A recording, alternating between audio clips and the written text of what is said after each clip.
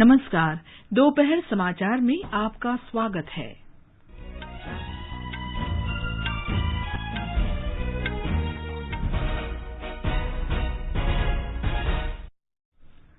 केंद्र ने राज्यों को कोविड संक्रमण की श्रृंखला तोड़ने के लिए जांच का दायरा बढ़ाने तथा कंटेनमेंट जोन और माइक्रो कंटेनमेंट जोन स्थापित करने को कहा।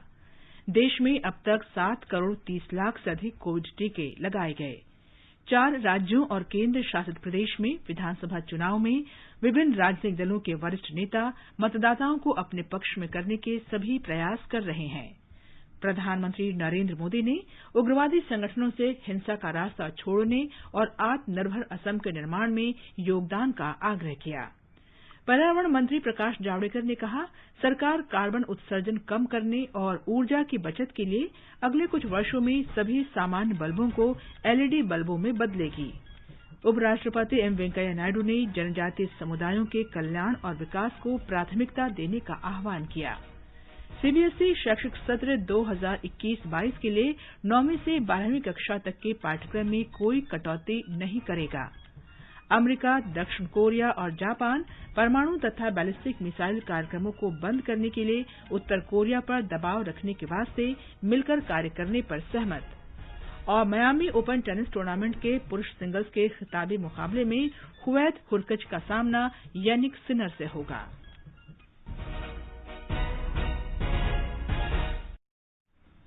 दोपहर समाचार में चारू सक्सेना के साथ मैं कनकलता। कोविड मरीजों की संख्या फिर से बढ़ रही है। श्रोताओं से अपील है कि कोई भी कोताही न बरतें, सुरक्षा के सभी उपायों का पालन करें और 45 वर्ष से अधिक आयु के सभी लोग निसंकोच टीका लगवाएं। सुरक्षित रहें और 3 आसान उपायों का पालन करें। मास्क पहनें, 2 गज दूरी है जरूरी, सुरक्षित दूरी बनाए रखें, हाथ और मुंह साफ रखें। और अब समाचार विस्तार से। केंद्र सरकार ने राज्यों को कोविड संक्रमण की श्रृंखला तोड़ने के लिए जांच का दायरा बढ़ाने और कंटेनमेंट जोन तथा माइक्रो कंटेनमेंट जोन स्थापित करने के लिए कहा है। कोविड और इससे होने वाली मौतों के मामले में बढ़ोतरी वाले 11 राज्यों और केंद्र शासित प्रदेशों से तत्काल और प्रभावी उपाय करने के साथ ही मानक दिशा निर्देशों का कड़ाई से पालन करने को भी कहा गया है। इनमें महाराष्ट्र, पंजाब, कर्नाटक, दिल्ली, हरियाणा और छत्तीसगढ़ भी शामिल हैं। मंत्रिमंडल सचिव राजीव गौबा ने कल सभी राज्यों और केंद्र शासित प्रदेशों के मुख्य सचिवों, पुलिस महानिदेशकों और स्वास्थ्य सचिवों के साथ एक उच्चस्तरीय समीक्षा बैठक की अध्यक्षता की। बैठक में बताया गया कि टियर 2 और टियर 3 शहरों के साथ साथ अर्धशहरी क्षेत्रों में हाल ही में कोविड मामलों में वृद्धि दर्ज की गई है। राज्यों को यह सुनिश्चित करने के लिए कहा गया है कि वे कोविड नमूनों की जांच तेज करें ताकि संक्रमण की पॉजिटिविटी दर 5% या उससे नीचे ही बनी रहे। मंत्रिमंडल सचिव ने कहा कि कोविड के मामलों में बढ़ोतरी की दर पिछले महीने 6.8% थी, जो जून 2020 के 5.5% के रिकॉर्ड से काफी अधिक थी। श्री गौबा ने राज्य के मुख्य सचिवों से कहा कि वे कोविड के मामलों में बढ़ोतरी से निपटने के लिए भरसक प्रयास करें। उन्होंने कहा कि इस काम में केंद्र सरकार की तरफ से भरपूर संसाधन और सहयोग उपलब्ध कराया जाएगा। बैठक में केंद्रीय स्वास्थ्य सचिव राजेश भूषण ने राज्यों और केंद्र शासित प्रदेशों में कोविड की वर्तमान स्थिति पर जानकारी दी। सूचना तथा प्रसारण सचिव अमित खरे ने लोगों को कोविड संबंधी एहतियात का पालन करने को प्रेरित करने के लिए संचार तौर तरीकों में आवश्यक परिवर्तन के बारे में बताया ताकि कोविड से निपटने में मदद मिले। केंद्रीय गृह सचिव अजय भल्ला ने बताया कि 11 राज्यों और केंद्र शासित प्रदेशों में कोविड के दैनिक मामलों में तेजी देखी जा रही है। उन्होंने इन राज्यों के मुख्य सचिवों और पुलिस महानिदेशकों से इस संबंध में उचित तथा सख्त कार्रवाई करने का आग्रह किया।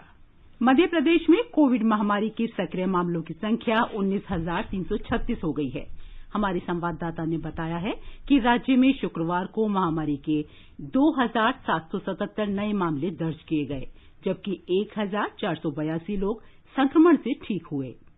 प्रदेश में कोविड पॉजिटिविटी दर 10.4% है। राज्य में कल संक्रमण से 16 रोगियों की मृत्यु हुई है। मरने वालों की कुल संख्या 4014 है। इंदौर में सबसे अधिक 682, जबकि भोपाल में 528 मामले सामने आए हैं। दोनों शहरों में सक्रिय मामलों की संख्या 4500 से अधिक है। इस बीच राज्य सरकार ने राजधानी भोपाल से 4 जिलों खरगोन, बैतूल, छिंदवाड़ा और रतलाम में विशेष दल भेजे हैं। इन जिलों में वरिष्ठ अधिकारियों के साथ भेजे गए दल कोविड संक्रमण के नियंत्रण की व्यवस्था सुनिश्चित करेंगे। मुख्यमंत्री शिवराज सिंह चौहान ने कहा है कि जहां संक्रमण अधिक है वहां अस्पतालों में पर्याप्त संख्या में बिस्तर बढ़ाए गए हैं। पूजा पीवर्धन, आकाशवाणी समाचार, भोपाल। बिहार में कोविड के मामले तेजी से बढ़ रहे हैं।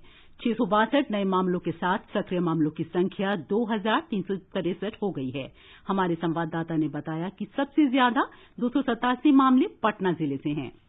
राज्य के विभिन्न भागों में 522 कंटेनमेंट जोन बनाए गए हैं। इनमें 345 कंटेनमेंट जोन ग्रामीण क्षेत्रों में हैं। इन इलाकों में संक्रमित लोगों की पहचान तेज कर दी गई है। कोरोना मरीजों के स्वस्थ होने की दर 98.52% है। राज्य में अब तक 2,62,000 से अधिक लोगों ने कोरोना को मात दी है। कल 1,74,000 से अधिक लोगों को कोरोना के टीके लगाए गए। बिहार में अब तक 32,19,000 से अधिक लोगों को कोरोना का टीका लगाया जा चुका है। राज्य सरकार ने ज्यादा संक्रमण वाले इलाकों में जांच बढ़ाने का निर्देश दिया है। इस बीच मुख्यमंत्री नीतीश कुमार ने राज्य के लोगों से कोविड प्रोटोकॉल का पालन करने का अनुरोध किया है। आकाशवाणी समाचार के लिए पटना से कृष्ण कुमार लाल। देश में अब तक 7,30,54,000 कोविड टीके लगाए जा चुके हैं। स्वास्थ्य मंत्रालय ने कहा है कि पिछले 24 घंटों में 30,93,000 लोगों का टीकाकरण किया गया। इस बीच 44,000 से ज्यादा लोग स्वस्थ हुए। इस संक्रमण से ठीक होने की दर 93.36% रह गई है। मंत्रालय ने बताया है कि अब तक 1,15,00,000 से अधिक रोगी ठीक हुए हैं। वर्तमान में सक्रिय मामलों की कुल संख्या 6,58,000 से अधिक है, जो कुल संक्रमित लोगों का 5.32% है। कल एक दिन में 89,000 नए मामले दर्ज किए गए। इसी दौरान इस संक्रमण से 714 लोगों की मौत हुई। अब तक मृतकों की कुल संख्या 1,64,110 हो गई है। भारतीय आयुर्विज्ञान अनुसंधान परिषद ने कहा है कि पिछले 24 घंटों में विभिन्न प्रयोगशालाओं में 10,46,000 से अधिक कोविड नमूनों की जांच की गई। अब तक 24,69,00,000 नमूनों की जांच की जा चुकी है। महाराष्ट्र देश का पहला राज्य बन गया है जहां अब तक कोविड के 70 लाख टीके लगाए जा चुके हैं। हमारे संवाददाता ने बताया है कि कल राज्य में 3,28,000 से अधिक लोगों को टीके लगाए गए। महाराष्ट्र में आज तक कोरोना के 29 लाख से ज्यादा मरीज दर्ज किए गए हैं। इनमें से 24,57,000 से ज्यादा कोरोना मुक्त हो चुके हैं। राज्य में आज तक 2 करोड़ से ज्यादा कोरोना जांच किए गए हैं। उनमें लगभग 14% लोगों को कोरोना का निदान हुआ है। राज्य ने कोरोना टीकाकरण में भी पहला स्थान कायम रखा है। केंद्रीय स्वास्थ्य मंत्रालय के अनुसार राज्य के लगभग 62,50,000 लोगों ने कोविड का पहला टीका तथा 7,80,000 से ज्यादा लोगों ने कोविड का दूसरा टीका लगवा लिया है। पिछले 2 दिनों से राज्य में हर रोज 3 लाख से ज्यादा लाभार्थियों को कोविड के टीके लगवाए जा रहे हैं। जीवन भावसार, आकाशवाणी समाचार, मुंबई। उत्तर प्रदेश में कोविड संक्रमण के बढ़ते मामलों को देखते हुए राज्य सरकार ने 1ली से 8वीं कक्षा तक के सभी स्कूल 11 अप्रैल तक बंद रखने का निर्णय लिया है। मुख्यमंत्री योगी आदित्यनाथ ने अधिकारियों को निर्देश दिया कि कोरोना संक्रमण की रोकथाम और उपचार की प्रभावी व्यवस्था करें। केंद्रीय माध्यमिक शिक्षा बोर्ड सीबीएसई ने शैक्षणिक वर्ष 2021-22 के लिए 9वीं से 12वीं कक्षा तक के छात्रों के पाठ्यक्रम में कोई कटौती नहीं करने का फैसला किया है। बोर्ड ने नया पाठ्यक्रम जारी किया है, जिसमें पिछले शैक्षणिक वर्ष में हटाए गए अध्यायों और विषयों को आगामी शैक्षणिक सत्र 2021-22 में बहाल कर दिया गया है। आधिकारिक सूत्रों ने बताया कि पाठ्यक्रम में कटौती एक बार केवल 2021 की बोर्ड परीक्षाओं के लिए थी। पिछले वर्ष सीबीएसई ने अपने पाठ्यक्रम को युक्तिसंगत बनाते हुए साल 2020-21 के लिए 9वीं से 12वीं कक्षा तक के पाठ्यक्रम में 30% कटौती कर दी थी। कोविड को देखते हुए छात्रों का बोझ कम करने के लिए यह निर्णय लिया गया था। जिन छात्रों के पाठ्यक्रम में कटौती की गई वे इस साल मई-जून में परीक्षा देंगे। केंद्रीय रेल मंत्री पीयूष गोयल ने कोविड महामारी के दौर में पूरी निष्ठा और मेहनत से काम करने तथा कार्य करने के नए कीर्तिमान बनाने के लिए रेलकर्मी परिवार के प्रति आभार व्यक्त किया। सभी रेलकर्मियों को संबोधित एक पत्र में श्री गोयल ने कहा कि उनके धैर्य और दृढ़ संकल्प से अभूतपूर्व संकट से उबरने में सफल हुए हैं। हमारे संवाददाता ने खबर दी है कि रेल मंत्री ने महामारी के दौरान रेल परिवार को हुए नुकसान का जिक्र करते हुए कहा कि इसे कभी नहीं भुलाया जा सकता। अपने पत्र में श्री पीयूष गोयल ने कहा कि रेल परिवार ने खुद को राष्ट्र सेवा में समर्पित किया है और जब पूरा राष्ट्र ठहर गया था तो रेल कर्मचारियों ने एक दिन की भी छुट्टी नहीं ली और जोखिम में भी पहले से ज्यादा परिश्रम करते रहे ताकि अर्थव्यवस्था के पहियों को चालू रखा जा सके। रेलवे ने आवश्यक वस्तुओं की निर्बाध आपूर्ति सुनिश्चित की, चाहे वो बिजली संयंत्रों के लिए कोयला हो या उपभोक्ताओं के लिए खाद्यान्न। वहीं 4,621 श्रमिक स्पेशल ट्रेन की सहायता से 63 लाख से अधिक फंसे हुए नागरिकों को उनके गंतव्य स्थान तक पहुंचाया गया। किसान रेल सेवा देश के अन्नदाताओं को बड़े बाजारों से जोड़ने का माध्यम साबित हुआ। 1,233 मिलियन टन माल की ढुलाई की गई, जो किसी भी वर्ष की तुलना में सबसे अधिक है। वहीं पिछले वित्तीय वर्ष में 6,000 से ज्यादा रेल रूट किलोमीटर विद्युतीकरण का कार्य भी पूरा किया गया। सौभाग्य कार के साथ आनंद कुमार, आकाशवाणी समाचार, दिल्ली। ये समाचार हमारी वेबसाइट newsonair.com/hindi और हमारे mobile app news on AIR पर भी उपलब्ध हैं। चलो मिलकर एक शुरुआत करें, चलो एक फैसला आज करें, मास्क नहीं तो टोकेंगे, कोरोना को रोकेंगे, चलो एक इरादा करते हैं, चलो खुद से वादा करते हैं, मास्क नहीं तो टोकेंगे, कोरोना को रोकेंगे। समाचार में आपका फिर स्वागत है। 4 राज्यों और केंद्र शासित प्रदेश पुद्दुचेरी में विधानसभा चुनाव प्रचार चरम पर पहुंच गया है। विभिन्न राजनीतिक दल मतदाताओं को लुभाने के लिए चुनाव रैलियां कर रहे हैं। घर घर जाकर मतदाताओं से संपर्क किया जा रहा है।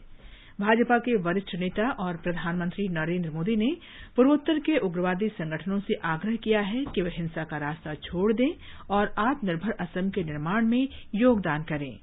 उन्होंने कहा कि एनडीए सरकार राज्य में स्थायी शांति कायम करने के लिए कार्य कर रही है और इसके नतीजे बोडोलैंड में पिछले 1.5 साल के दौरान देखे जा सकते हैं। उन्होंने उग्रवादियों से अपील की कि वे सामाजिक जीवन की मुख्यधारा में लौटें। असम में तामुलपुर में आज एक चुनाव रैली को संबोधित करते हुए प्रधानमंत्री ने आरोप लगाया कि असम में कांग्रेस शासन के दौरान हिंसा, बम विस्फोट और हथियारों का बोलबाला रहा। उन्होंने ये भी कहा कि सरकार असम समझौते को लागू करने के लिए कार्य कर रही है। श्री मोदी ने कहा कि राज्य के लोग विकास, स्थिरता, शांति और भाईचारा चाहते हैं और वे अब हिंसा तथा अस्थिरता को कतई बर्दाश्त नहीं करेंगे। प्रधानमंत्री ने असम में अपनी पिछली चुनाव सभा में कहा था कि एनडीए सरकार समाज के सभी वर्गों के लोगों के चहुमुखी विकास के लिए वचनबद्ध है। बीते 5 वर्षों में डबल इंजन की एनडीए सरकार ने असम की जनता को डबल फायदा दिलाने का प्रयास। असम में हो रहा विकास यहाँ पर कनेक्टिविटी बढ़ा रहा है। असम में हो रहा विकास यहाँ पर लोगों का, महिलाओं का जीवन आसान बना रहा है। असम में हो रहा विकास यहाँ पर नए अवसर बना रहा है, नौजवानों के लिए अवसर बढ़ा रहा है। ये काम हमारी एनडीए की सरकार ने किया है। कांग्रेस नेता और छत्तीसगढ़ के मुख्यमंत्री भूपेश बघेल का आज बाड़पेटा और बोंगाईगांव जिलों में 2 चुनाव रैलियों को संबोधित करने का कार्यक्रम है। असम में पूर्वी कोकराझार चुनाव क्षेत्र में अनेक दिग्गज प्रचारकों की उपस्थिति ने प्रचार को काफी रोचक बना दिया है। इस सीट पर एनडीए और महाजोत के बीच सीधा मुकाबला है।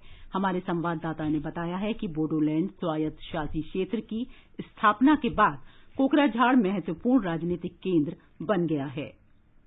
वरिष्ठ बीपीएफ नेता और सोनोवाल सरकार में मंत्री प्रमिला रानी ब्रह्मा पिछले 30 सालों से पूर्व कोकराझार सीट का प्रतिनिधित्व कर रही है। एनडीए ने इस बार पूर्व छात्र नेता लॉरेंस इस्लरी को यूपीपीएल के टिकट पर मैदान में उतारा है। यूपीपीएल के प्रमुख प्रमोद बोरो के नजदीकी श्री इस्लरी ने बीटीआर समझौते पर हस्ताक्षर के बाद ऑल बोडो स्टूडेंट्स यूनियन को छोड़कर सक्रिय राजनीति में शामिल हो गए। प्रमिला रानी ब्रह्मा को इस बार श्री इस्लरी से करीब बड़ी चुनौती का सामना करना पड़ रहा है। भाजपा के कई स्टार कैंपेनर श्री इसलारी के साथ प्रचार में जुड़े हुए हैं। हालांकि बीपीएफ के अध्यक्ष हाग्रामा मोहिलारी और कांग्रेस के वरिष्ठ नेता भी इस कोकराझार सीट को बरकरार रखने के लिए सभी प्रयास कर रहे हैं।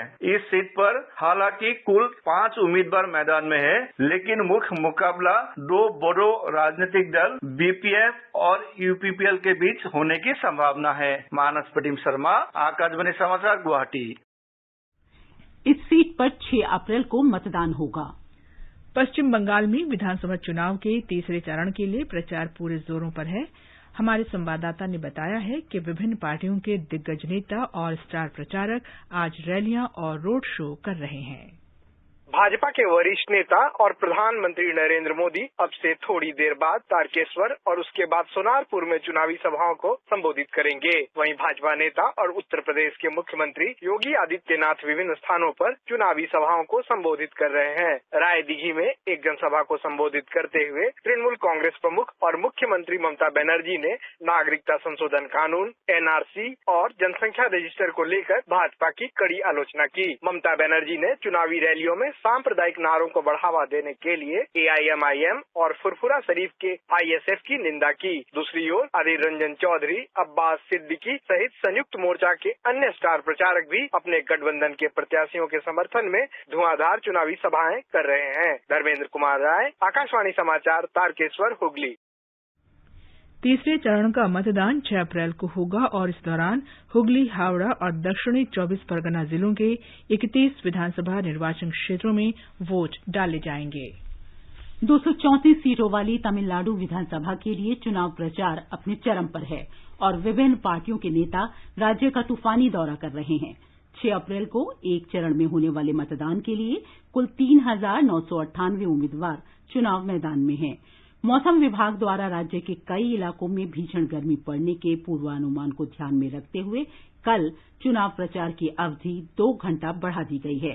एक अन्य घटनाक्रम में राज्य में कोविड से संक्रमित नए लोगों की संख्या सप्ताह के दौरान 2000 से अधिक रही।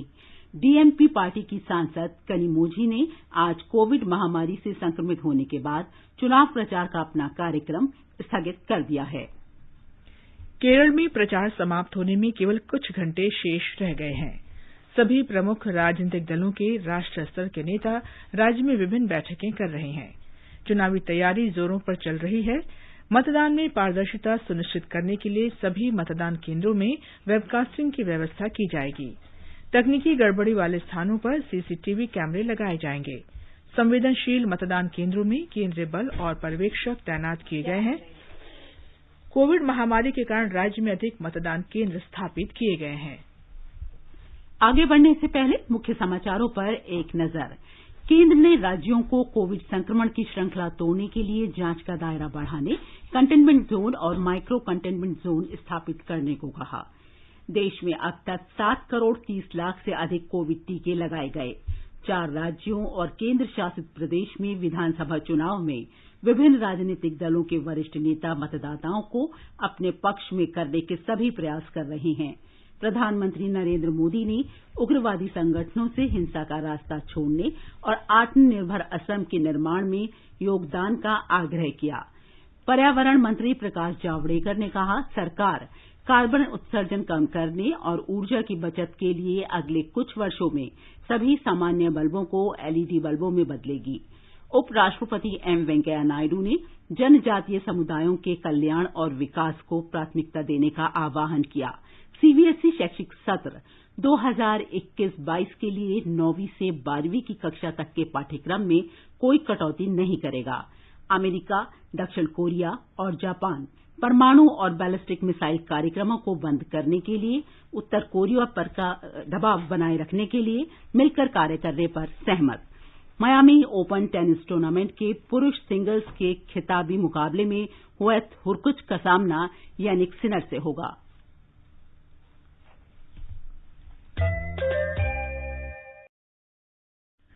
केंद्रीय पर्यावरण, वन और जलवायु परिवर्तन मंत्री प्रकाश जावड़ेकर ने कहा है कि सरकार कुछ ही वर्षों में बिजली के 40 से 60 वाट तक के सभी सामान्य बल्बों को एलईडी बल्बों में बदल देगी। उन्होंने कहा कि सरकार ने पिछले 6 वर्ष में 2 अरब सामान्य बल्बों को एलईडी बल्बों में बदला है। Shriram college of commerce business conclave को वीडियो कॉन्फ्रेंस के माध्यम से संबोधित करते हुए श्री जावड़ेकर ने कहा कि इस पहल से न केवल कार्बन उत्सर्जन को रोकने में मदद मिलेगी, बल्कि इससे ऊर्जा की भी बचत होगी। उन्होंने कहा कि भारत नवीकरणीय ऊर्जा के क्षेत्र में अग्रणी देशों में से एक है और वर्तमान में देश की अक्षय ऊर्जा क्षमता 136 गीगावाट है।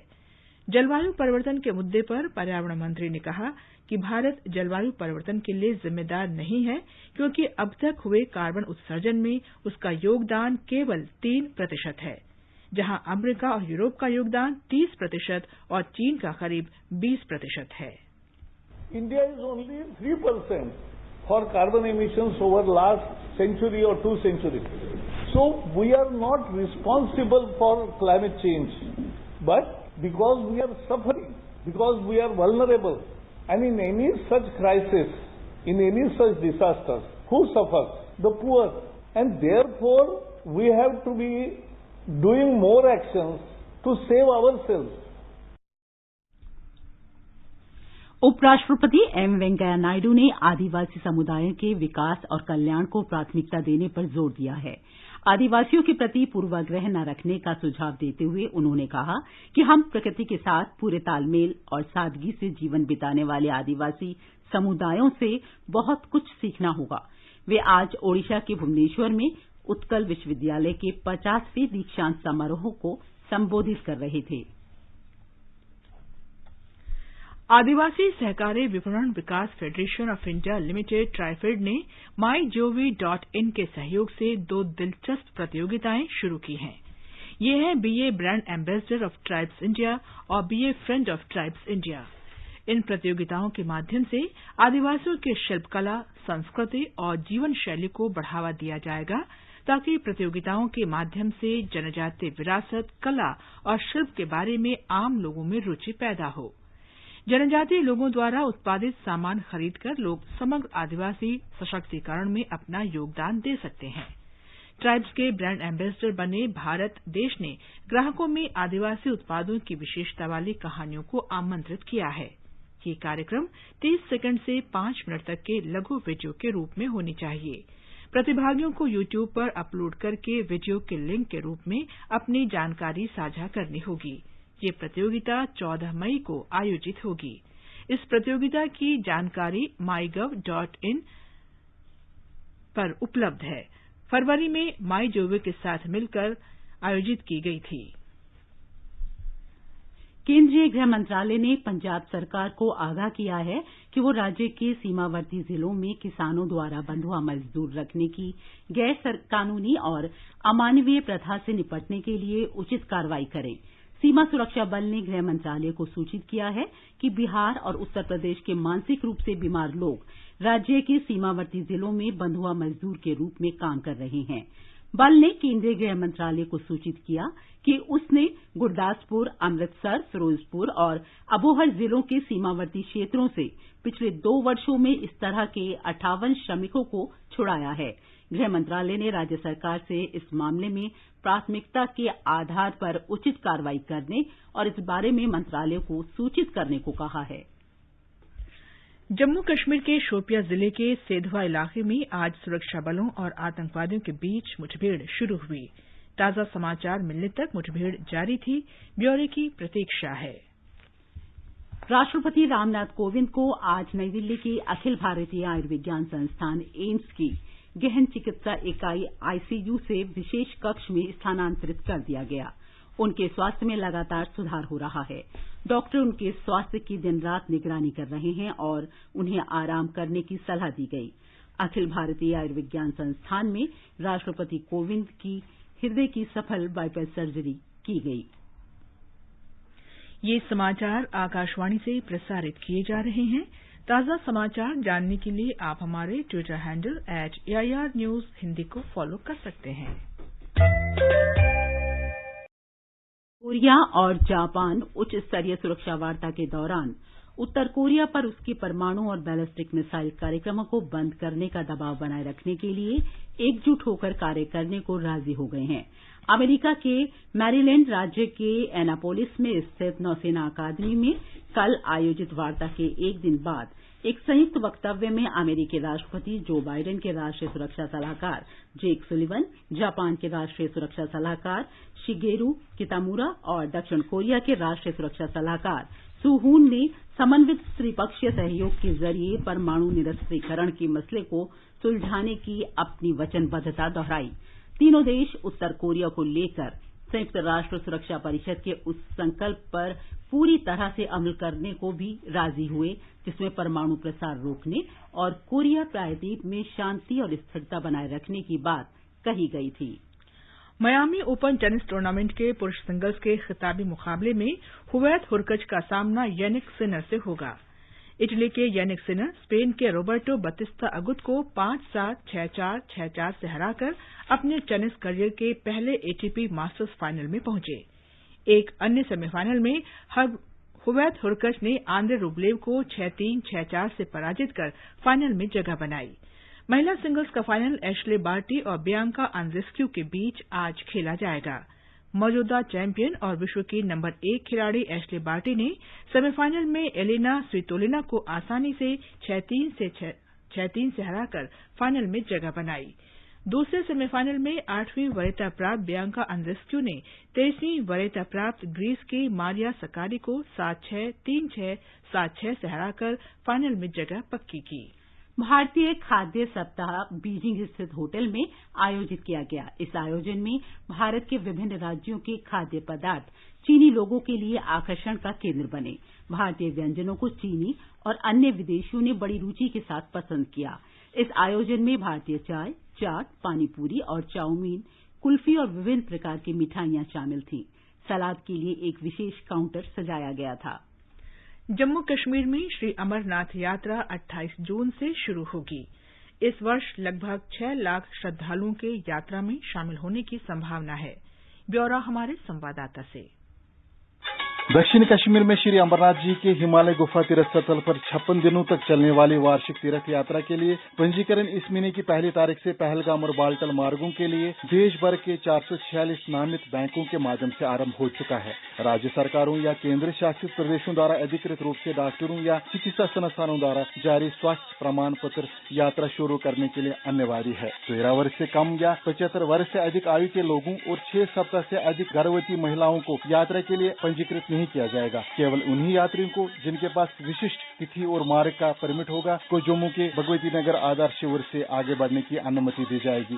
प्रशासन द्वारा इच्छुक तीर्थ यात्रियों से आग्रह किया गया है कि वे पंजीकरण के लिए आवश्यक औपचारिकताओं को पहले से ही पूरा कर लें ताकि बाद में किसी भी प्रकार की असुविधा का सामना न करना पड़े। यहाँ ये उल्लेखनीय है कि कड़े दिशा निर्देशों के बीच 3880 मीटर ऊंचे हिमालय पर्वत पर स्थित पवित्र अमरनाथ गुफा में इस वर्ष 6 लाख श्रद्धालुओं के आने की संभावना है, जो 28 जून को आषाढ़ चतुर्थी के शुभ दिन पर पहलगाम और बाल्टल के मार्गों से आरंभ होगी और 22 अगस्त को रक्षाबंधन पर्व के दिन श्रावण पूर्णिमा पर संपन्न होगी। आकाशवाणी समाचार के लिए श्रीनगर से मैं सुनील कौल।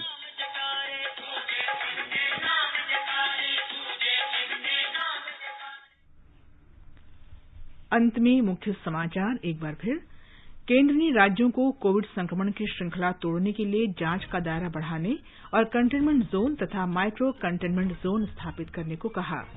देश में अब तक 7 करोड़ 30 लाख से अधिक कोविड टीके लगाए गए। 4 राज्यों और केंद्र शासित प्रदेश में विधानसभा चुनाव में विभिन्न राजनीतिक दलों के वरिष्ठ नेता मतदाताओं को अपने पक्ष में करने के सभी प्रयास कर रहे हैं। प्रधानमंत्री नरेंद्र मोदी ने उग्रवादी संगठनों से हिंसा का रास्ता छोड़ने और आत्मनिर्भर असम के निर्माण में योगदान का आग्रह किया। पर्यावरण मंत्री प्रकाश जावड़ेकर ने कहा, सरकार कार्बन उत्सर्जन कम करने और ऊर्जा की बचत के लिए अगले कुछ वर्षों में सभी सामान्य बल्बों को एलईडी बल्बों में बदलेगी। उपराष्ट्रपति एम वेंकैया नायडू ने जनजातीय समुदायों के कल्याण और विकास को प्राथमिकता देने का आह्वान किया। सीबीएसई शैक्षिक सत्र 2021-22 के लिए 9वीं से 12वीं कक्षा तक के पाठ्यक्रम में कोई कटौती नहीं करेगा। अमेरिका, दक्षिण कोरिया और जापान परमाणु तथा बैलिस्टिक मिसाइल कार्यक्रमों को बंद करने के लिए उत्तर कोरिया पर दबाव रखने के वास्ते मिलकर कार्य करने पर सहमत। और मियामी ओपन टेनिस टूर्नामेंट के पुरुष सिंगल्स के खिताबी मुकाबले में हुवैत हुरकज का सामना यानिक सिनर से होगा। इसके साथ ही दोपहर समाचार का ये अंक समाप्त हुआ। नमस्कार।